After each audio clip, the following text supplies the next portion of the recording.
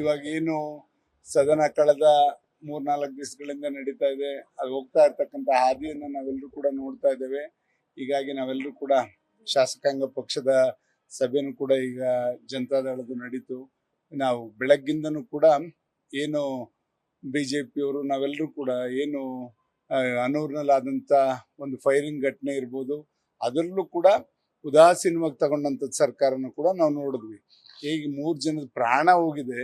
ಪ್ರಾಣನ ಇವರು ಏಕಾಏಕಿ ಬಲಿ ಕೊಟ್ಟಿದ್ದಾರೆ. ಇವ್ರಿಗೆ ಯಾರು ಅವ್ರಿಗೆ ಸ್ವಾತಂತ್ರ್ಯ ಕೊಟ್ಟರು, ಇವ್ರಿಗೆ ಯಾರಿಗೆ ಹಾಕಿಕೊಟ್ರು ಫಾರೆಸ್ಟ್ ಇಲಾಖೆಯವ್ರಿಗೆ, ಇದೆಲ್ಲದೂ ಕೂಡ ಗಂಭೀರವಾಗಿ ತನಿಖೆ ಆಗಬೇಕು. ಸೂಕ್ಷ್ಮತೆಯಿಂದ ಇದ್ರ ಹೊರ ಬರಬೇಕು.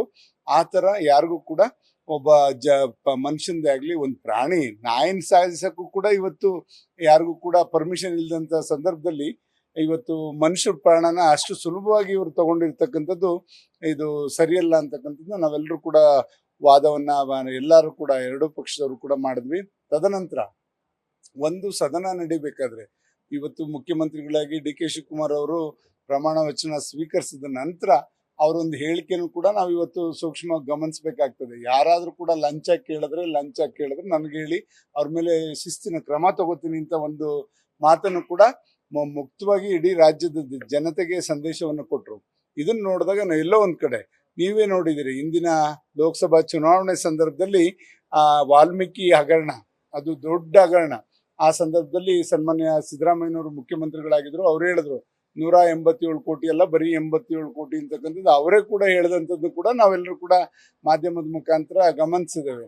ಇದಾದರೂ ಕೂಡ ಇನ್ನೂ ಅವನೇನು ತಪ್ಪಿತಸ್ಥನೇ ಅಲ್ಲ ಅಂತಕ್ಕಂಥ ರೀತಿಯಲ್ಲಿ ಮತ್ತೆ ಅವ್ರಿಗೆ ಆ ಮಂತ್ರಿ ಸ್ಥಾನವನ್ನ ಕೊಟ್ಟಿರ್ತಕ್ಕಂಥದ್ದು. ಇದೆಲ್ಲ ನೋಡಿದಾಗ ಅಂಥವ್ರನ್ನ ಕೂರಿಸ್ಕೊಂಡು ಸದನ ನಡೆಸಿದ್ರೆ ಎಷ್ಟು ಘನತೆ ಗಾಂಭೀರ್ಯ ಬರ್ತದೆ ಅಂತಕ್ಕಂಥದ್ದು ನೀವೇ ಯೋಚನೆ ಮಾಡ್ಬೇಕಾಗುತ್ತೆ. ಇದನ್ನ ರಾಜ್ಯದ ಜನತೆ ನೋಡ್ತಾ ಇರ್ತಾರೆ.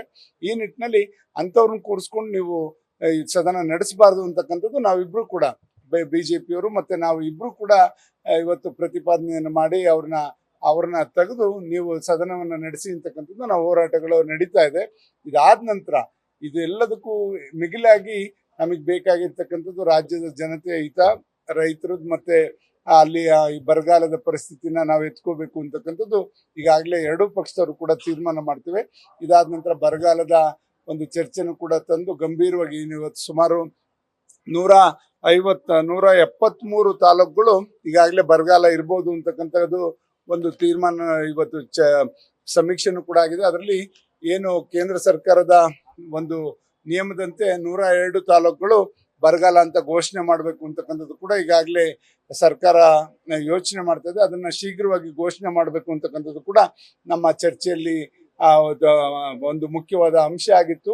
ಅದಾದ ನಂತರ ಇವತ್ತು ಬಿಡದಿ ಟೌನ್ಶಿಪ್ ಯೋಜನೆ ಇರ್ಬೋದು, ಇದ್ರ ಬಗ್ಗೆನೂ ಕೂಡ ಕೂಲಂಕುಷವಾಗಿ ಚರ್ಚೆ ಮಾಡಿ ಅದ್ರಲ್ಲಿ ಆಗಿರ್ತಕ್ಕಂಥ ಲೋಪದೋಷಗಳು, ಇವ್ರು ಯಾವಾಗಲೂ ಕೂಡ ಕುಮಾರಸ್ವಾಮಿ ಅವ್ರ ಕೂಸು ಅಂತಕ್ಕಂಥದ್ದು ಏನು ಹೇಳ್ಕೊಂಡು ಹೊರಟಿದ್ದಾರೆ.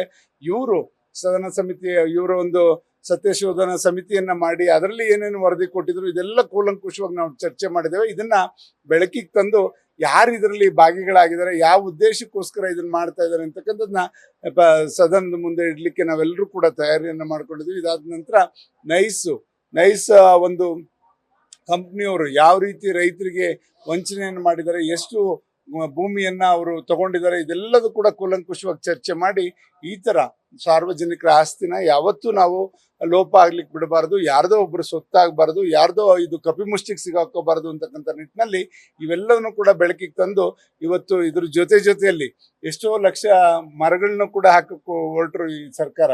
ಅವು ಯಾವ ಪರಿಸ್ಥಿತಿಯಲ್ಲಿ ಇದಾವೆ ಗೊತ್ತಿಲ್ಲ ಈಗ. ಯಾಕೆಂದ್ರೆ ಕುಮಾರಸ್ವಾಮಿ ಅವ್ರು ಒಂದ್ಸತಿ ಅವ್ರ ಮಾತಲ್ಲೂ ಕೂಡ ಹೇಳಿದ್ರು, ಇವರು ಗಿಡ ಹಾಕುವಂಥವ್ರನ್ನ ಕರ್ಕೊಂಬಂದಿಲ್ಲ, ಎಲ್ಲೋ ನಮ್ಮ ಮಂಡ್ಯದ ಕಡೆ ಭತ್ತ ನಾಟಿ ಮಾಡಿರೋನ್ ಕರ್ಕೊಂಬಂದಿರ ಅಂತಕ್ಕಂಥದ್ದು ಕೂಡ ಹೇಳಿದ್ರು. ಖಂಡಿತ ಅಷ್ಟು ಅರ್ಧ ಅಡಿ ಒಂದೊಂದು ಗಿಡ ಹಾಕಿದ್ರೆ ಅವು ಎಲ್ಲಿ ಬರ್ಲಿಕ್ಕೆ ಸಾಧ್ಯ? ಇವರು ಅದನ್ನ ತೋರ್ಪಡಿಕೆಗೆ ಮಾಡಿದ್ರ ಪ್ರಕೃತಿನ ಉಳಿಸೋ ನಿಟ್ಟಿನಲ್ಲಿ ಇವರು ಆ ಯೋಜನೆ ಮಾಡಿಲ್ಲ.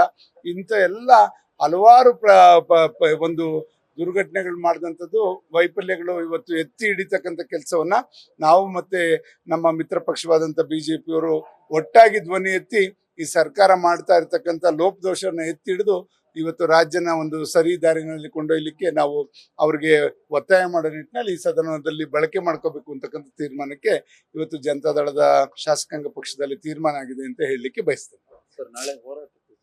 ನಾಳೆನೂ ಕೂಡ ಇದೇ ಹೋರಾಟ ಇರ್ತದೆ. ಇದ್ರ ಜೊತೆನಲ್ಲಿ ಬಿಡದಿ ಹೋರಾಟನೂ ಕೂಡ ಎರಡೂ ಪಕ್ಷದವರು ಒಟ್ಟಿಗೆ ಸೇರ್ಕೊಂಡು ಒಂದು ಏನು ಇದರಲ್ಲಿ ಫ್ರೀಡಂ ಪಾರ್ಕ್ ಅಲ್ಲಿ ಅದನ್ನ ಆಯೋಜಿಸಿದೆ. ಖಂಡಿತ ಎಲ್ಲರೂ ಸೇರ್ಕೊಂಡು ಅದರಲ್ಲಿ ನಿಮ್ಗೆ ಅಲ್ಲಿ ಮುಕ್ತವಾಗಿ ಅಲ್ಲಿರ್ತಕ್ಕಂಥ ರೈತರೇ ಅಲ್ಲಿ ಪಾಲ್ಗೊಂಡು ಅದ್ರಲ್ಲಿ ಕೂತ್ಕೊಂಡು ಅವ್ರ ಆಧಾರ್ ಕಾರ್ಡ್ ಸಮೇತ ಬರೋರು ಇದ್ದಾರೆ. ದಯಮಾಡಿ ಈಗ ಏನು ಮುಖ್ಯಮಂತ್ರಿಗಳು ಇವ್ರು ಕಾಂಗ್ರೆಸ್ನವರು ಇವ್ರ ನಕಲಿ ಇದು ಎಲ್ಲರೂ ಕೂಡ ಆಗ್ಲಿಕ್ಕೆ ಜಮೀನ್ ಕೊಡ್ಲಿಕ್ಕೆ ಮುಂದಾಗಿದ್ದಾರೆ ಅಂತಕ್ಕಂಥದ್ದು ಏನು ಹೇಳಲಿಕ್ಕೆ ಹೊರಟಿದ್ದಾರೆ, ಅದೆಲ್ಲೋ ಒಂದ್ ಕಡೆ ಏನು ಇವರು ರಿಯಲ್ ಎಸ್ಟೇಟ್ ದಂಧೆ ಮಾಡ್ತಕ್ಕಂಥವ್ರು ಎಲ್ಲೆಲ್ಲಿ ಅವ್ರಿಗೆ ಸಿಕ್ಕಂತ ಅಗ್ರಿಮೆಂಟ್ ಮಾಡ್ಕೊಂಡಿದ್ದಾರೆ ಅಂಥವ್ರು ಇದಕ್ಕೆ ಉಪಯೋಗ ಆಗಿದ್ದಾರೆ. ಬಿಟ್ರೆ ಪ್ರಾಮಾಣಿಕ ರೈತರು ಯಾರು ಕೂಡ ಇವರಿಗೆ 1 ಇಂಚು 1 ಅಡಿ ಜಾಗನೂ ಕೊಡಕ್ಕೆ ಮುಂದೆ ಬಂದಿಲ್ಲ. ಅವರೆಲ್ಲರನ್ನು ಕೂಡ ಅಲ್ಲಿ ನಿಮ್ಗೆ ನಿಮ್ ಮುಂದೆ ಬಂದು ನಿಮ್ಗೆ ಹೇಳೋರು ಇದ್ದಾರೆ.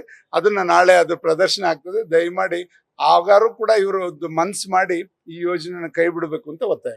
ಇದು ಟೌನ್ಶಿಪ್ ವಿಚಾರನ ಯಾವಾಗ ಪ್ರಸ್ತಾಪ ಮಾಡ್ತೀರಿ ಸರ್ ವಿಧಾನಸಭೆ? ಈಗ ಇಲ್ಲ, ನಾವು ನಾಳೆ ಕೂತ್ಕೊಂಡು ಎರಡು ಪಕ್ಷದವರು ಬೆಳಗ್ಗೆ 10 ಗಂಟೆಗೆ ಕೂತ್ಕೊಂಡು ಚರ್ಚೆ ಮಾಡೋರಿದ್ದೀವಿ. ಯಾವ ವಿಷಯಗಳನ್ನ ತಗೋಬೇಕು, ಯಾವುದು ಇದಕ್ಕೆ ಮಾನ್ಯತೆ ಬೇಗ ಕೊಡಬೇಕು ಅಂತಕ್ಕಂಥದ್ದನ್ನ ಎರಡು ಪಕ್ಷದವ್ರು ಕೂತ್ಕೊಂಡು ಚರ್ಚೆ ಮಾಡಿ ಆದ್ಯತೆ ಮೇಲೆ ಎಲ್ಲ ವಿಷಯಗಳನ್ನು ಕೂಡ ಇವತ್ತು ಬೆಳಕು ಚೆಲ್ಲೋದಕ್ಕೆ ನಾವು ಮುಂದಾಗ್ತೀವಿ. ನ್ಯೂಸ್ ಫಸ್ಟ್ ನಿರ್ಭೀತಿಯಿಂದ ನಿಮ್ಮ ಪರವಾಗಿ.